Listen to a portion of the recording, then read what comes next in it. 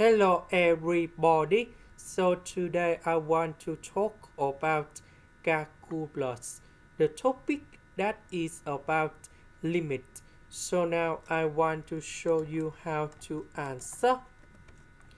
We can do about factorization by x squared.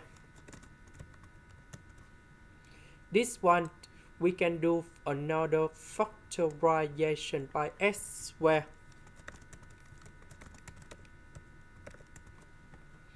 Now, we need to simplify x squared and x squared.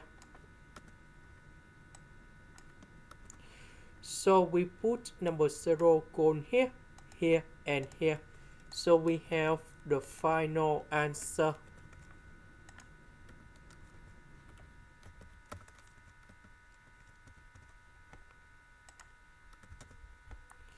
And this one, we have 1/6.